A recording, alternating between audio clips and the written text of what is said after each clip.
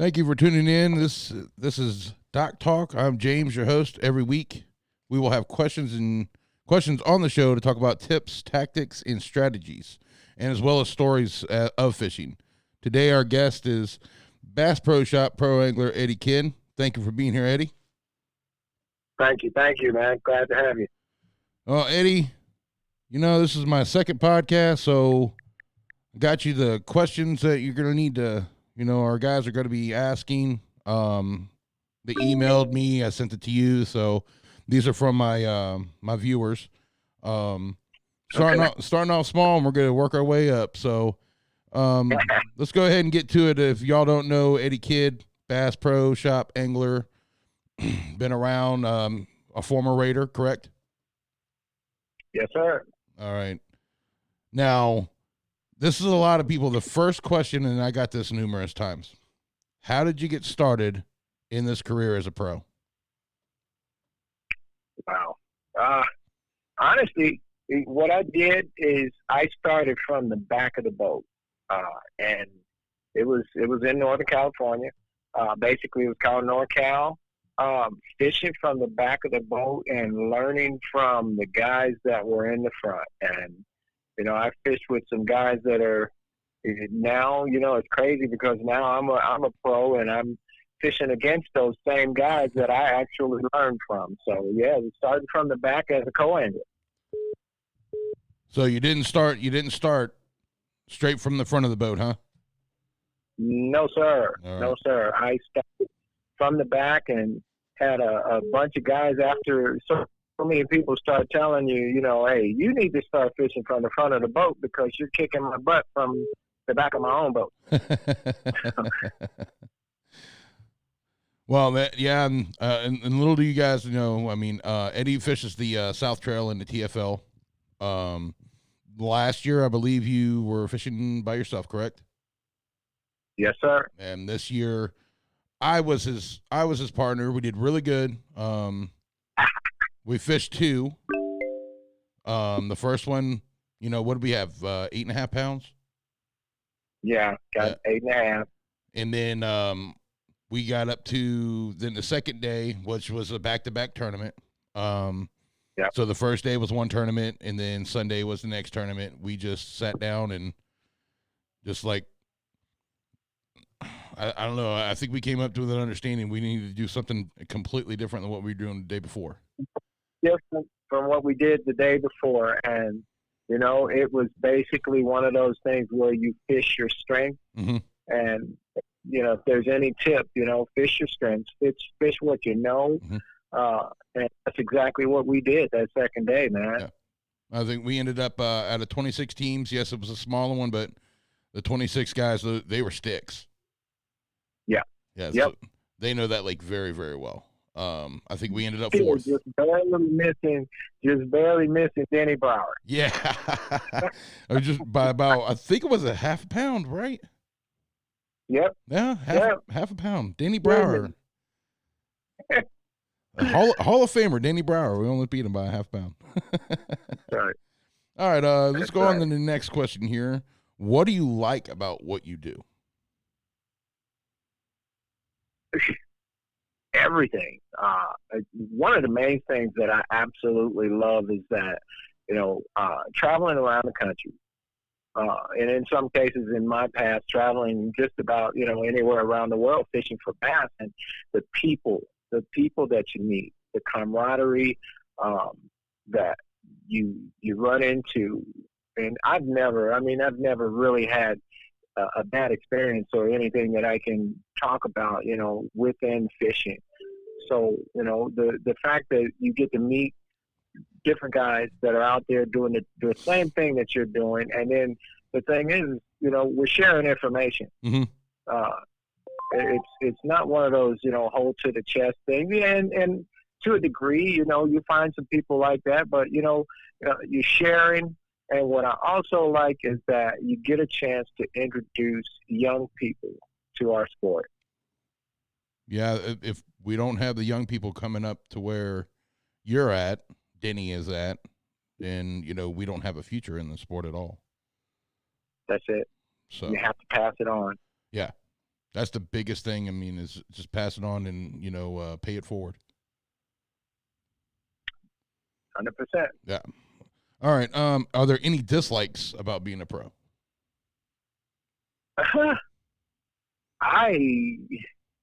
Okay, if I have to pick a dislike, and it's probably, and I'm going to say it, it's going to sound crazy. Mm-hmm. My only dislike would be the fact that I just can't get out there enough. There's times that I almost wish that I could sleep in my boat, man, on the water. Yeah. And then they have it off limits, so you have to take the boat off the water. Yeah. I don't have any dislikes. It's one of those things. When you're out there, we're basically, and some people say, there's situations where you have to either fly by the seat of your pants. Mm-hmm. You have to adjust on the run. You can't always rely on the weatherman or weather lady because they say it's going to be bluebird skies. You can't even go for that because it could change. Something blows in, and the next thing you know, you're adjusting. So, absolutely, I can't pick anything out of shooting from the hip sometimes when it switches up the way it does. So, there you go. All right, number 4. This one actually come in from Washington. What skills would you say are needed to be a pro?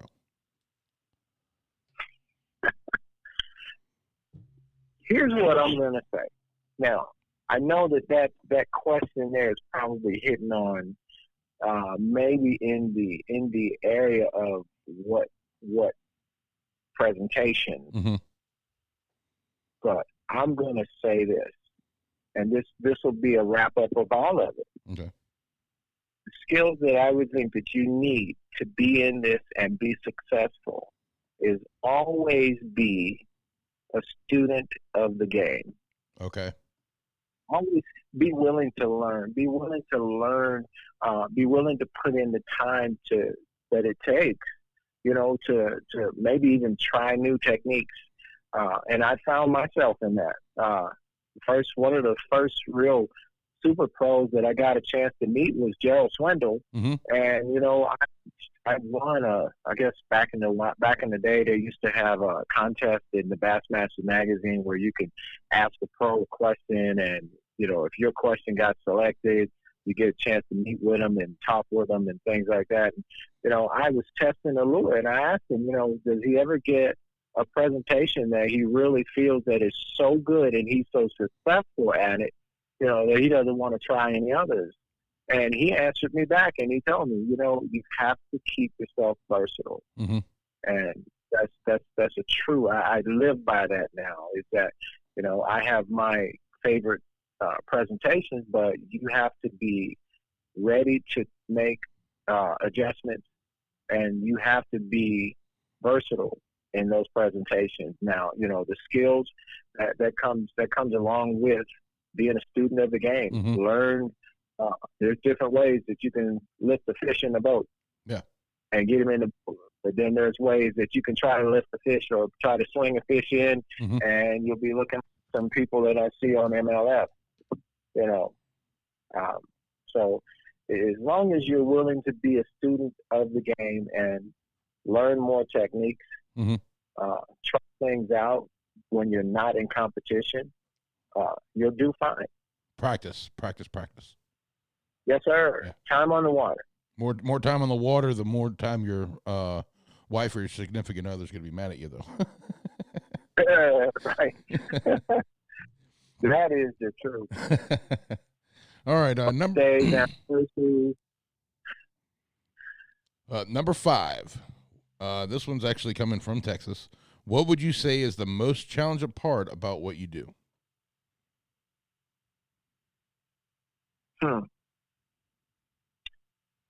Wow. Keeping, this is a challenge for me. Keeping focus after a situation that happens. Mm-hmm. I've seen and I've witnessed some meltdowns, I've had situations myself where, man, you got to focus. You got to focus. You just broke one off. You got to focus. Stay focused. Got to keep yourself clear. So that's challenging for me on the water. Yeah. Is just being able to bounce back after you have a situation that's unplanned. Mm-hmm. You have to know that Murphy's Law is going to be into effect. You're out on the water. You're competing against a whole bunch of other guys, but you're competing against that little green thing that's down in the water, and you have and that things are going to happen that are not planned. Yeah, and it's that's the mental part of our sport, is to be able to keep yourself in line, to keep yourself focused, and not dwell on what just happened. You got to put it in the back of your mind. And I know I'm talking right now, and I know some people like David Dudley and Ike and some of the people that I fish with, they'll be like, yeah, dude, I know what you're talking about, but it ain't even out on the water in that moment. Yeah. It's easy for us to talk about it now, but when you're in the moment, you really have to bite your teeth down and try to push that in the back of your mind. Yeah, get it to the next moment. I see what you're saying. Yes, sir. Don't dwell on that and just change. You got to. Is it? And the challenging part is it like changing? Sometimes, like going from just really frustrated, and you got to change to the point to where it's okay. You're not going to make that decision again, or that we're all going to make have issues. But it's just changing that mindset. I'm going to give a good example that you witnessed with me. Uh-huh. And I'm not going to say what rod it was, but you remember we were fishing, and that reel was giving me all the trouble I can take. Uh-huh. All the trouble I could take all day. And I can tell you right now, it's been retired from my arsenal. That's got to be the good luck charm. You got to leave it on the boat. Yeah, it might be in the boat, but I doubt if we'll be able to put it back to use. But just think about it. You witnessed how frustrated I was. Yeah. And throughout the day. You just kept on catching fish on that same one, though. And how many times did I threaten to throw it in the lake? Yeah. I think it was right at the beginning when it was starting to have an issue. And okay, well, I'm going to try it one more time. And then we caught the pattern. Yeah. And then it was like, okay, well, I'm just going to keep throwing it. There we go.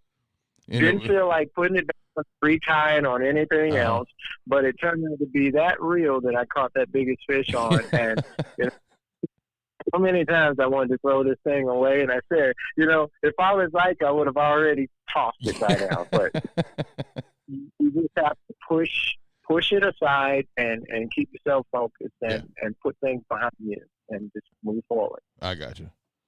All right, number 6. This one's actually from Texas as well. Actually local here in the Austin area.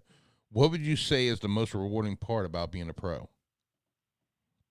Oh wow. I gotta say this because I don't think anybody. Maybe there's somebody that sees it like me. Mm-hmm. I get the rewards not from winning a tournament so much, but from what you can do to share with others. Okay. I do seminars for bass pro shops and Cabelas, and it's a shock that so many people know me from parts of the place that I haven't even. There's people on my Facebook now that I have to go back and just kind of refresh myself as to where I know these people from. There's people that I meet. A good example is I had moved to El Paso a couple years ago, and I know some of my guys that when they see this, they're gonna be like, "Yeah, that was me," and they were like, "Dude, what are you gonna do in El Paso?" Mm-hmm. And and I basically said, "Well, I got a promotion." They said, "Yeah, but there's no bass fishing in El Paso." But I got here and I established myself as a pro and got to meet some people. And, it's crazy because I was fishing a little public pond, just testing lures and stuff like that. They have bass in there. And I met this kid that had driven 2 hours to come to this little state park from New Mexico to fish. And, you know, he said, well, I know you. I've seen you on Facebook and things like that. And got to talking. We just exchanged techniques and stuff.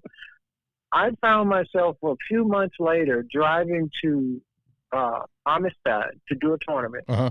And I stopped at a gas station.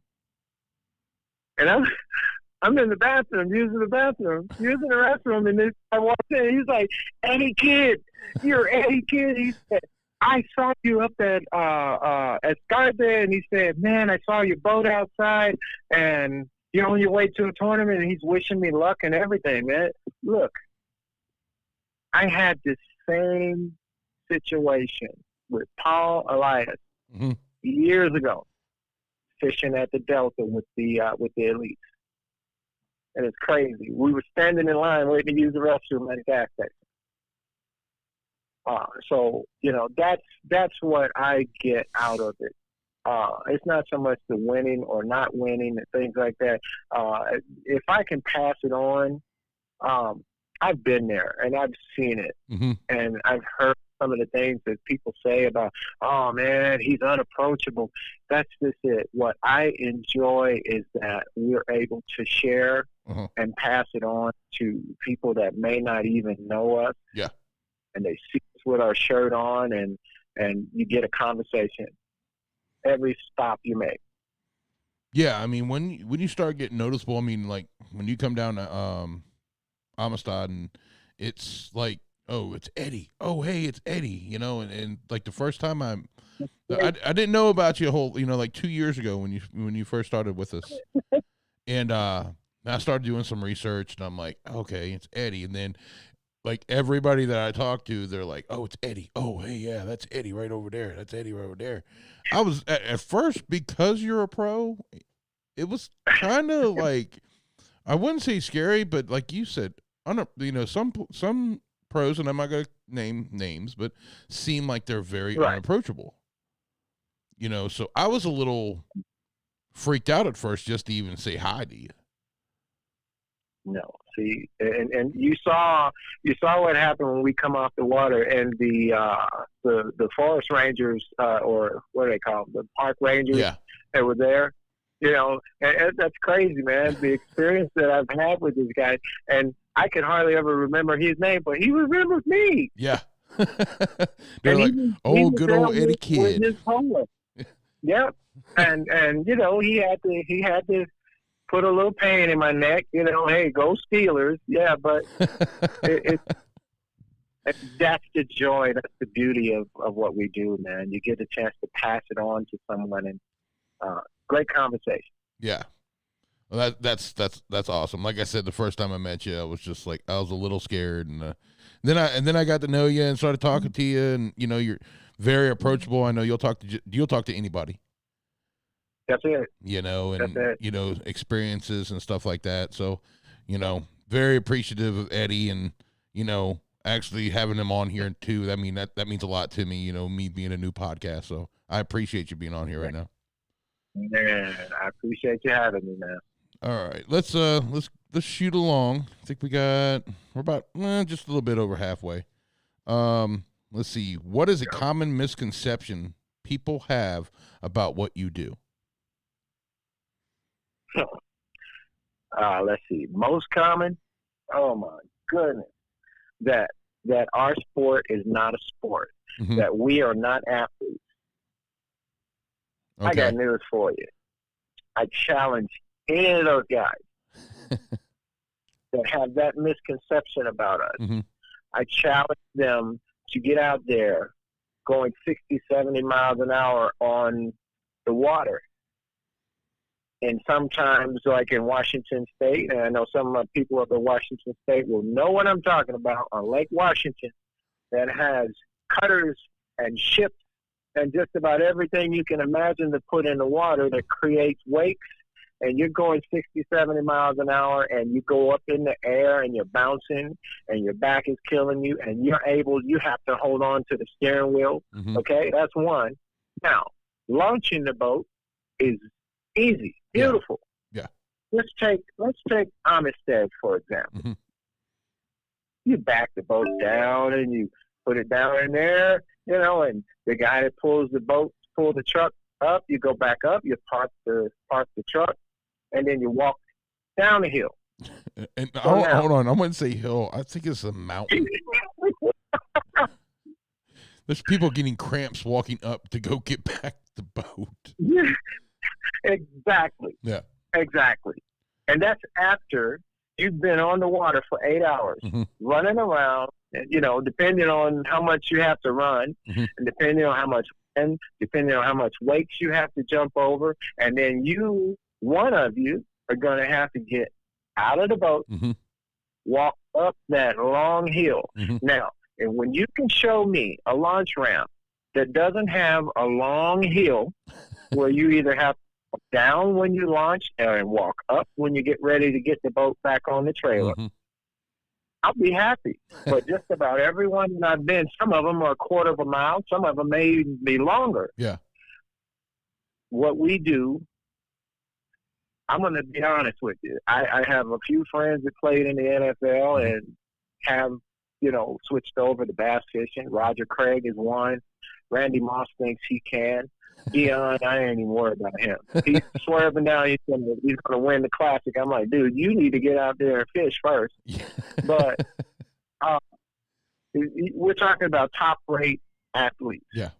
I got news for you. It works different parts of your body. Mm-hmm. And once you go to a chiropractor, they can confirm that to you. But we do have a sport. I was so proud years ago that Skeet Reese made the, what is it called? Oh, man, I can't think of what it's called now, but it's the ISPES. I think it's called the ISPES. Okay. And we were recognized as a sport. And I didn't even go into the part where, you're casting over 300, maybe, to 600 times a day. A day, yeah. Yeah, in one tournament, and it depends on what you're casting. Jerkbait, I got news for you. Try fishing a jerkbait. I'll put a jerkbait in any athlete's hand that has not been trained like we are, and we'll probably have him down in the boat sitting with ice in his wrist. 2 hours in. Yeah. There you go. Throw a 10XD. Throw a 10XD for about 3 hours. I throw for 20 minutes and I'm tired. That's it. So that's a big misconception, and it's not a sport. Well, I got news for you guys. $100,000 for first prize. That ain't too bad. Yeah. That ain't too bad, and you don't get paid on Tuesday. Yeah. Like we did. Yeah. Oh, NFL gets paid on Tuesdays, huh? Oh, you win the game on Sunday. You might get off on Monday. You got to come in on Tuesday, pick up your check. Wednesday, you're back on the field. Yeah. Okay, gotcha. But that's the misconception, is that a lot of guys think that it's not a sport, mm-hmm. and they down their noses at us. Okay. Yeah, like they think everybody can do it. Mm-hmm. Yeah. I mean, you know what? I'm sorry to cut you off real quick, but this is what I can understand. This, I challenge anybody, athlete, even though you're top tier athlete, I challenge anybody to get on the boat with Eddie, get on the boat with me, and like you said, dealing with wake boats and all that stuff. Get on the boat and last 5 o'clock in the morning until 3 p.m. last cast, or you have to be you have to be at the scales at 3 o'clock. I guarantee you, and I know you feel the same way, Eddie, I guarantee you, you will be sore by the time you get back to the dock at 3 o'clock, because I know I am, and I do it, and 3, we 4, do it 5 times a week. Yep, I'm telling you. And, sometimes, yeah, okay. And I know a bunch of guys can relate to this. Sometimes skipping lunch, and I have people saying, "Oh yeah, come on, you gotta." My girlfriend had a fit. You gotta pack a lunch. I'm like, lunch? Yeah. What's that? You can't eat when you're on the water and you're too hot, though. I don't know about you. It's more fluids than food. That's it. If it's hot here, If I got Texas the heat. full of ice and some water or some Gatorade, we're good. Now, maybe a small snack. Maybe a small snack. Sunflower seeds. Yeah. Anybody who knows about sunflower seeds to sweat, you want that salt to get back into your body. So that's it. We are just as bad as baseball players. Okay. So I'm going to put it out there for you. Eddie, I know Eddie will extend it out there for, all those NFL players to think they know what they're doing and they can do it. I know he'll extend that challenge out to go ahead and come on the boat. Let's go in the middle of, how about this? We give it a little, we'll throw a curveball at them. Why don't you guys go in spring when everybody starts getting on the water? Where all those wake boaters and pleasure boaters and jet skis and everything. Let's put that, we'll add that a little, add that little snippet to it. You guys come out in spring with Eddie. I guarantee you would no way could walk up. I mean, yeah, you would be hurting, but you definitely will be tired after that day. There you go. I mean, I got a couple that converted. Mm-hmm. Couple, like I said, I could not believe that all the years before I even played football, I had watched Roger Craig play, and I'm like, you got to be joking me. That's Roger Craig? Yeah. Bass fishing? Even had a run-in with Ricky Henderson, up in the Bay Area. Uh-huh. Yeah, because Ricky was on the Oakland Athletics, so. Yep. Well, we extend it to you, Dion and Randy, if you do catch this. We're extending our hand to let you guys come out on the boat and actually fish, not on a small pond. You actually fish on a lake that we fish on. Yeah, we're going to put him on some big water, man. I'm taking the Sam Redden, the Falcon. Yeah. We get him out there in Armistead. Yeah, oh, yeah. I'll bring him down here. I mean, if you want to, if we can get him on the boat, we can bring him down to LBJ. Those are pleasure boaters from sun up to sundown, even after sundown. Honestly, I think they would be scared out of their mind. I will have to give credit. Randy Moss, that chump can fish. Yeah, he can put him in the boat. But I can't count on Dion. I know Dion. He's from down in Florida, man. I've seen what Randy can do. Yeah, I've seen Randy catch him. Randy can catch him. I've seen him. The only thing is, like I said, is not ideal conditions. Mm-hmm. That makes, to me, an angler from a fisherman. It's catching them in conditions that a normal fisherman cannot endure. There you go. See, exactly. Putting you outside of your normal lane. Mm-hmm. Kendall Newsome. Watch out. Yeah. Now, that's another one. Wide receiver from the Miami Dolphins. Kendall is a converted bass angler. He's also sponsored or was sponsored by Bass Pro Shops. I'm not sure where he is now, but hey, he can put him in the boat too. Okay. All right. There's a few of us out here. Well, we extend you guys to come out. I mean, not the people that are converted. I'm talking about the athletes that think that this is not a sport and can do and think they can hang and do what you do. And sometimes it's every day because you're pre-fishing Sunday to Thursday, and then your tournament starts on Friday, Saturday, and you have one on Sunday. So you got 7 straight days. You don't get a day off. That's it. Oh, shit. Oh, sorry about that, guys. I'm going to call this gentleman back. I hit the wrong button here. Sorry about that. I'll get him back on the line there. Went to go unlock the phone, and it actually hung up on accident. get him back on here real quick. Uh-oh. Sorry about that. The call dropped out of there real quick. Called you right back. Yeah, that's all right. All right.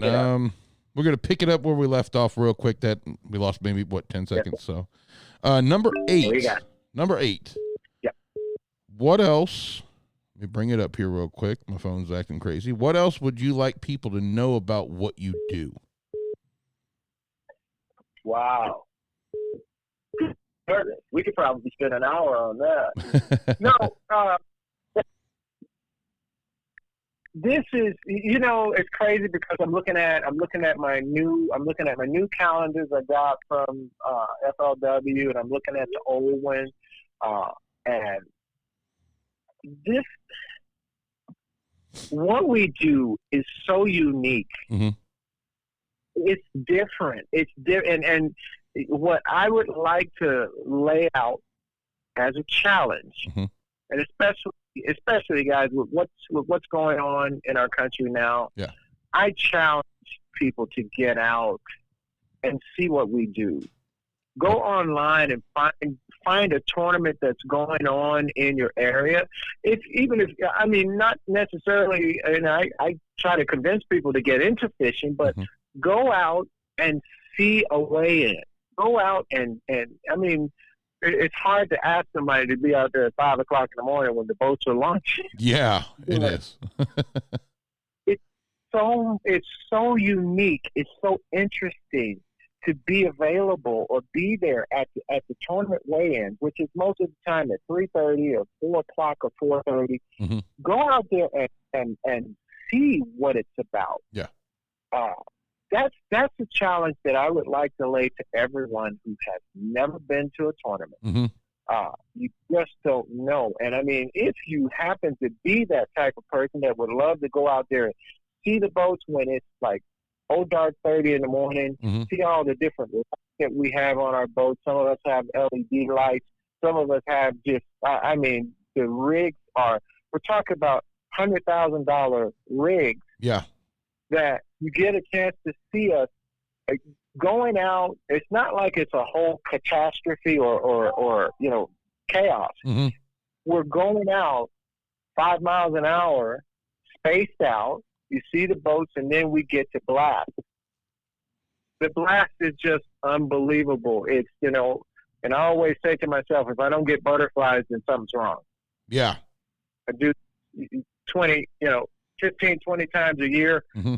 and even more, considering, pre-fish and practice. Yeah. But I would just like for everyone to know that this sport is so doggone exciting mm-hmm. before you even get a chance to cast a line. Yeah, absolutely.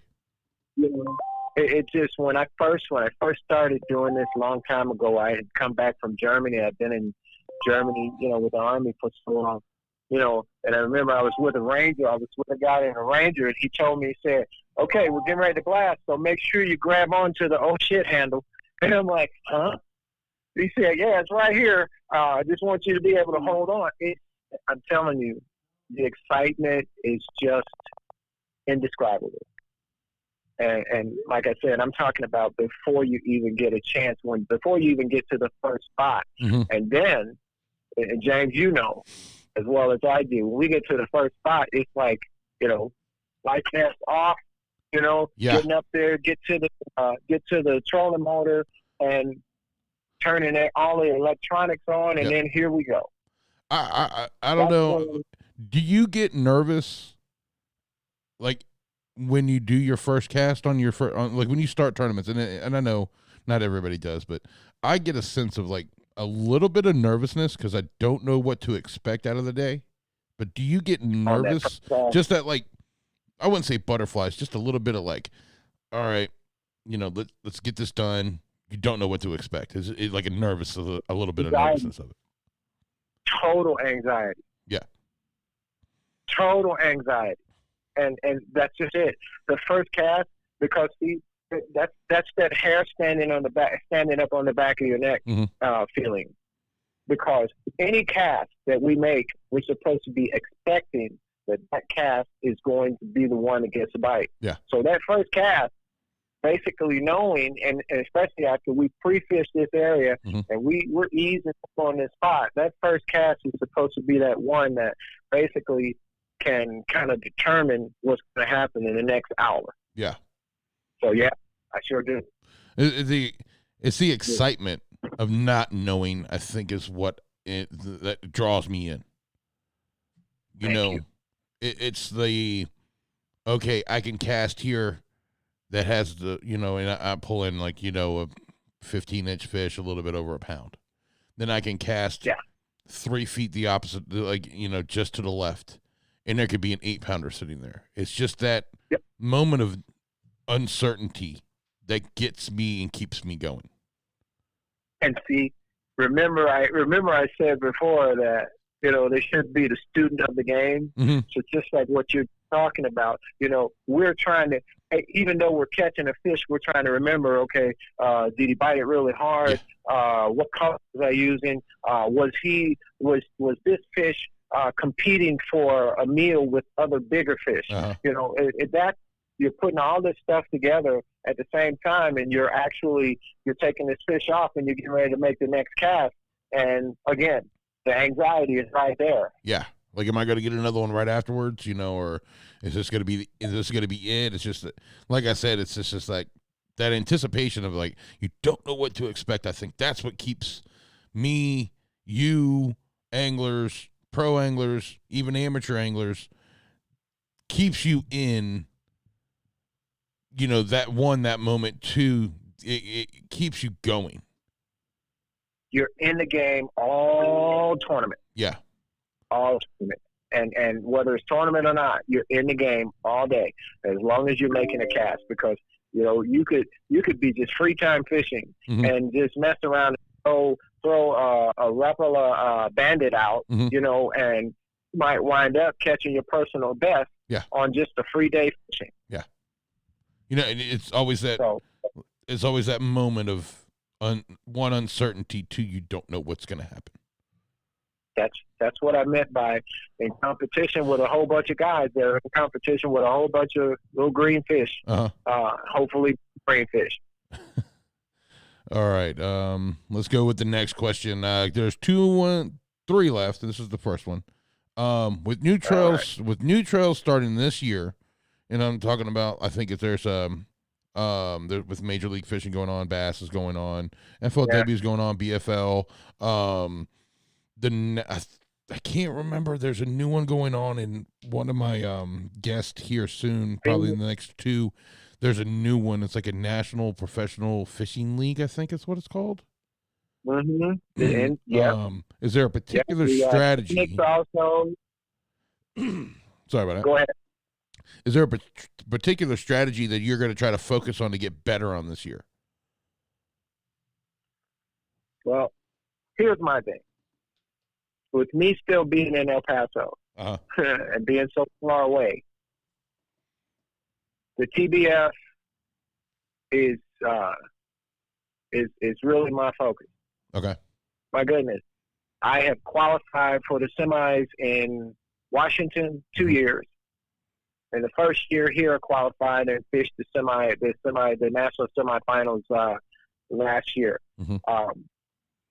I'm going to focus on that. I am going to fish the One Bass California, mm-hmm. California Open, and the U.S. Open again. Okay. Those are going to be my big tournaments. Now, what I'm looking at is I'm going to get a Bass Open or 2. Okay. The ones that are in Texas, mm-hmm. and then the one that's in California. So I'm going to kind of cut it down, because right now I'm getting ready to get a new boat. Mm-hmm. I'm still going to be doing the Texas team. So that's my home trail. Still doing TFL, Texas Fishing League. Oh yeah. Now, and those of you who don't know, the Texas Fishing League, there's 3 divisions this year. I don't know I think you know, Eddie. Yeah. is a west. I think it's west, central, and south.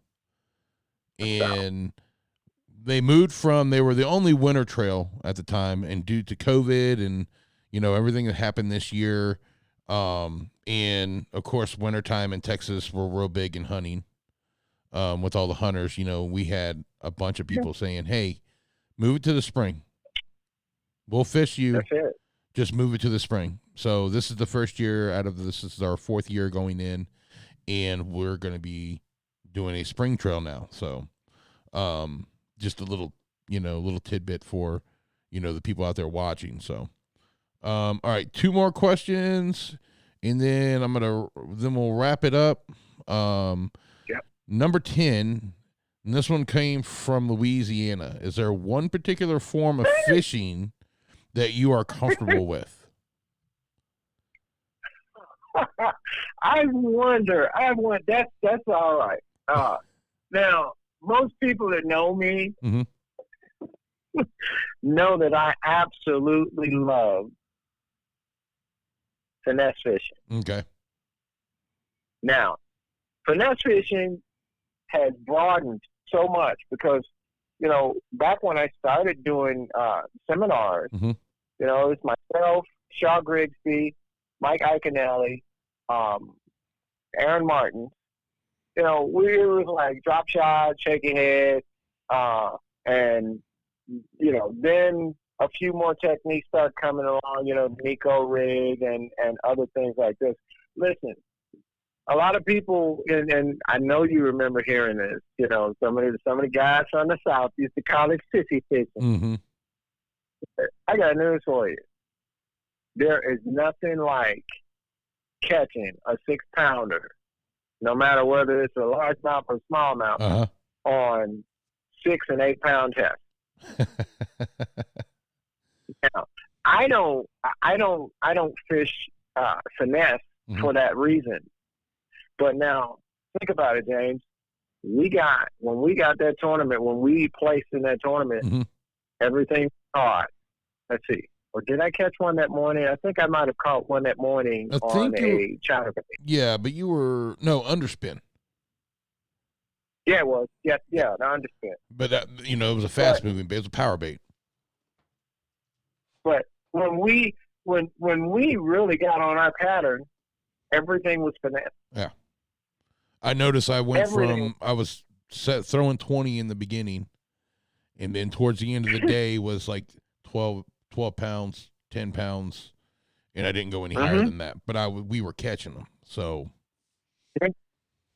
and I mean that biggest fish that we caught just shocked my socks off. You know, 30 feet of water, 30 feet of water under dock. Under a dock, 30 feet of water, and were you throwing it wacky, or was it a drop shot? Yes. Yeah, it was wacky. No, that was the wacky one. Yeah, the whole was, this is how we did it was we were sitting on a dock. It was Amstead. I pitched in, the wind caught my line, wrapped it around a nail, and there's not many docks on Amstead, so the guys who are listening to this know probably which dock I'm talking about. But it just caught it just right, couldn't get it out, so Eddie just trolled into the spot. I got my stuff unhooked, and he started backing up, and all of a sudden, boom! Yeah. All I saw was boom. He sets the hook, and I'm like, "Is that a fish? Yep. Or are you hooked on the dock?" And no, it's a fish. And I'm like, that was. I'm like, that was the silliest catch that I've had in a while, because just because while you were untangling that, getting it away from the nail, I just said, well, you know what? Since I'm here and I wanted to keep the boat from hitting the dock, I just thought, well, I'm just gonna drop it, you know. And I'm looking, I'm like, man, it's 30 feet of water down there, and I just dropped it, you know. And by the time I started, I'm letting out slack, and by the time I backed out, you know, I'd get my slack up, and I'm like, wait a minute. Yep. Bang. 30 feet of water. I think I had like 6 guys. I had like about 5 to 6 guys. Literally was like, "Would you catch that one on?" I was like, "You're gonna laugh." No. I was like, I got caught up on the dock, and Eddie he went into the slip. We unhooked, and while he was coming out, while we were unhooking, he just threw it in there, and we were throwing a wacky up against the rocks, and he goes, "Well, how deep was it?" I was like, "Honestly, 30 feet." And they're like, "No way." I was like, "Yeah, 30 feet with a wacky on the dock." Yep. And they were like, no way. And I was like, "Yeah, it was 30 feet of water that he caught it on in a dock with a wacky." He goes, "Wacky in 30 feet, that's crazy." Sure enough did. Yeah. Sure enough did. Because that's just basically not what's expected on how you would fish a wacky rig worm, Yeah. a stick bait. Yeah, that's just, that's some of the stuff that happens. And I love fishing, and I have caught fish. And I know some people, Wes Wiesenberg, Mm-hmm. if he ever reads it, he's going to probably start cussing. Troy Roberts, he could probably start cussing. Man, this dude kicked my butt from the back of the boat with a drop shot. Yeah. So finesse is the way to go for you. That's your go-to. Yes. And I think a lot of the anglers I see, you do have power fishermen, but I know they always have that in their back pocket as well. Mm-hmm. Because you never know when you're going to have to go finesse. I've been to the point where, I know that I can drop shot. Yeah.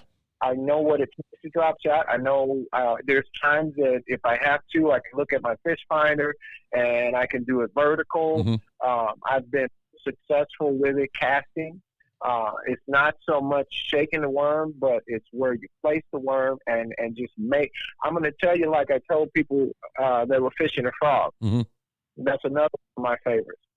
Make that frog be a real frog. Yeah. Think like a frog. So when I cast my drop shot, I'm imagining that it's in front of a fish. Yeah.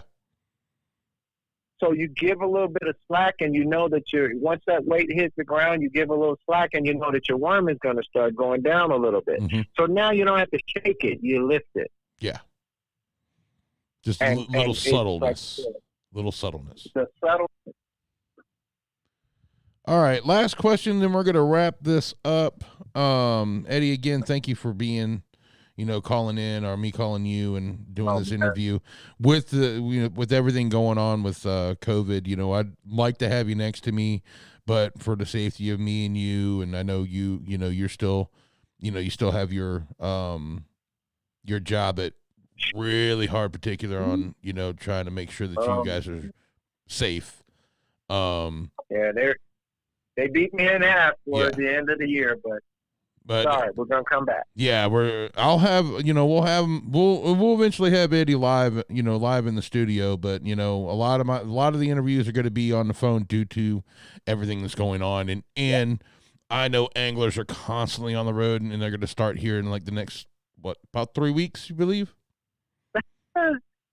Well, if everything had been right, I'd have been on the road tomorrow. There you go.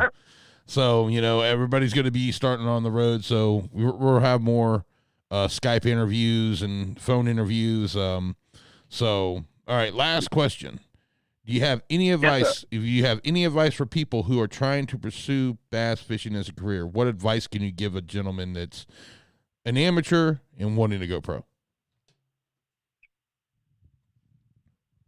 I'm going to say patience, but be a go-getter. Okay. You have to be ready to put yourself out there. Now, I hate to say it like that, but I've been told by a high-ranking executive that Eddie, and this person is crazy because, and if he hears this, he's going to know who he is, who I'm talking about. He told me, he said, Eddie, there's people that fish tournaments and win tournaments. He said, but, you get a microphone in front of them and people don't even want to hear it. Yeah, they're like He said, Ricky you Bobby, have to be Talladega able- Nights. There you go. Yeah. So you have to be able to articulate for yourself, for your sponsors, and for your sport. And, you know, I had never been told that. And he was telling me that I'm the person that they want, and I had not approached him. Mm-hmm. And I took that and I was like, wow. He looks at me in a manner, and I tell you what, I've been with this sponsor for more than 10 years. Mm-hmm. And I've never been sorry about it. I've never wanted to change. And I've told them I will be with them until they decide that they don't want me there anymore. Okay. So be unique. If you're going to approach sponsors, know something about that product or the services that they are providing, that you're asking for. Know the sport. Don't be afraid of talking to people. Don't be afraid to communicate with some of the people that's been out here for a while. Okay. If you see me out there, ask me questions, and I will share with you. Again, be a student of the game. Okay. Be a student of the sport. Be prepared to take a chance on casting in places where other people just pass by. Mm-hmm. You know that, James. Oh, yeah. Be prepared to pitch a lure in a spot that everybody has passed by. Mm-hmm. You know, everybody get in their boat and they blast and they go 10 miles down the lake. Where did we go? We got up on plane and went right back around the corner. Yep. And if it wasn't for a little bit, we would have won that entire tournament. Yeah. Yep. And I know a young man right now that if he's listening to this, his name is Sean Whitaker. I don't mind putting his name out there. Yeah. It's the California Delta, the famous California Delta. And I got news for you. All those boats, I can't remember how many boats we had, but it was a big tournament. Mm-hmm. And I mean, we're blasting and blasting and blasting. You're talking about, you know, way more than 200, 300, 400 miles of waterway. Okay. And the place that we won, we actually won that tournament not more than 2 miles away from the launch ramp. Yeah, a lot of, and it was a tight play. Yeah, a lot of people go that long distance and then, you know, waste of time in the morning, and you could take a 2-minute trip and win the tournament. And I'm telling you, he was like, well, we got to go to Mildred. The guys at the tackle shop said, Mildred. We had caught our 26 pounds of fish before 11:30 that morning. Mm-hmm.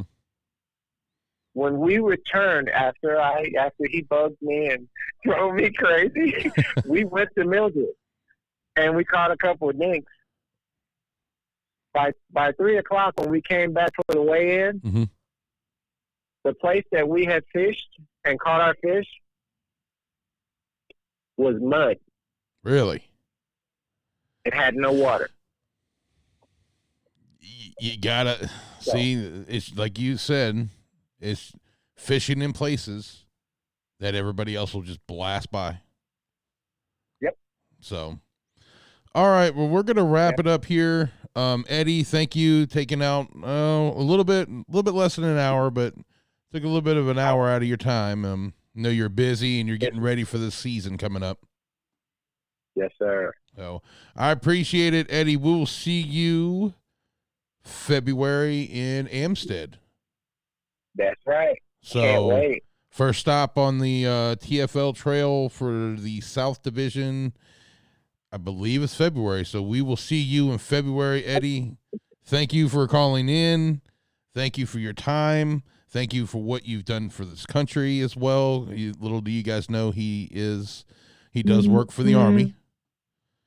So Yes, sir. thank you for everything that you're doing, and keep doing what you're doing. I know everybody just, everybody give you a round of applause. So I'm just going to give you one right now. Mm. So, Woo-hoo. I thank you so much, and I thank you for having me. I'll always, if I had it to do again, I'd do it double. Okay. It's me. So Eddie, thank you so much. we'll definitely have you back here soon. We'll see you in February. You have a good night. All right. You guys, thank you for, tuning into the podcast. Today we had Eddie Kidd, Bass Pro Shop Angler. Q&A, any comments, questions, anything, you can email me at doctalkpodcast@gmail.com. Excuse me, got tongue-tied real quick. Subscribe below. Find me on Facebook, Doc Talk with James. This will be on at 1 o'clock, so you guys should be able to see it at 1 o'clock on Facebook. So, Eddie, thank you again for talking with us, and we will see you in February. Thank you, sir. All right. Thank you much, man. Take care. Be safe. Thank you, sir. You too. All right. Take care, everybody.